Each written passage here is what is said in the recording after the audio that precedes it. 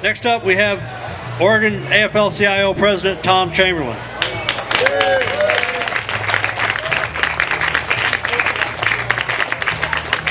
Good afternoon, my sisters and brothers. How are we doing today? How about a big thank you for Bob Tackett and the Northwest Labor Council for putting on this fine picnic. You know, I like to walk around the picnic grounds and watch folks sort of forget about their troubles. For a few hours, they can forget about the economy. But when they get home, 1 in 4 of them's out of work, giving up looking for work, or is working a part-time job and they need a full-time job. Our nation's in trouble. Yeah, it's better than it was 2 years ago. 2 years ago, we were hemorrhaging 800,000 jobs a month. Last month, it was 67,000. But that's not going to fill the 15 million job hole that we're in. And we need candidates that are going to stand up for us.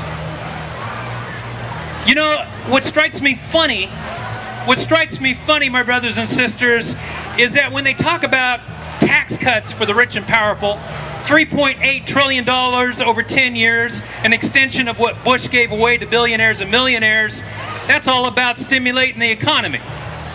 But when they're talking about job creation, when they're talking about extending unemployment for those folks who can't find a job, well, then they're worried about the deficit.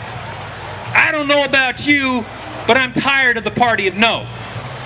I'm tired of the party of no that says no. No to jobs. No to unemployment extension. And yes to the Korean trade agreement. We can't afford to export our jobs. My brothers and sisters, millionaires and billionaires are going to spend a lot of money to keep all their wealth that they have. They don't like the direction America's going in. The direction that we charted the course for in the 2006 election and the 2008 election. They don't want an America where the middle class grows and survives. What they want is an America where the worker is a commodity, is a brick, is a piece of lumber, where you buy it cheap and sell it high.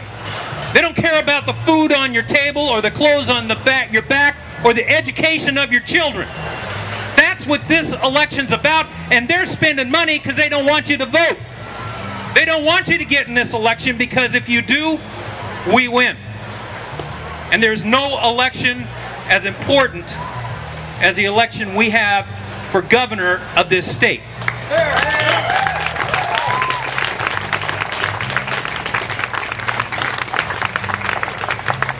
You know, working men and women, they know a little bit about courage.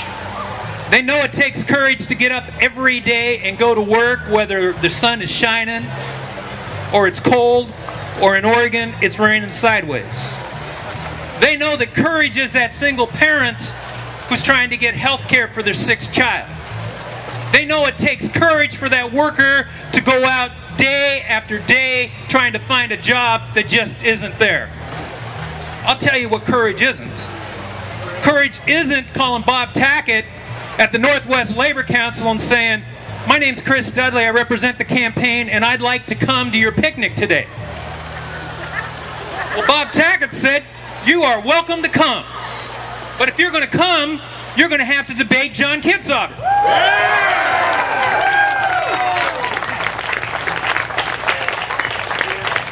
Does the term hightail and run fit that description? You know, courage isn't when you're a trailblazer making multi-million dollars of income moving across the river to Camas because you pay less taxes.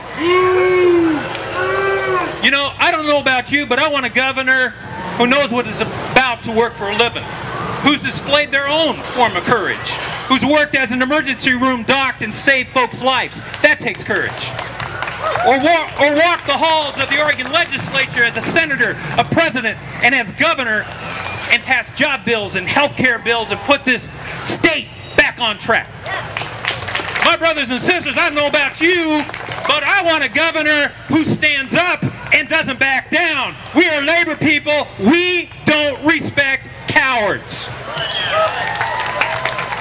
I want a governor who's going to stand up for me, going to stand up for you, and make sure we have a better Oregon. My brothers and sisters, give it up for the next governor of the state of Oregon, John Kitzhaber.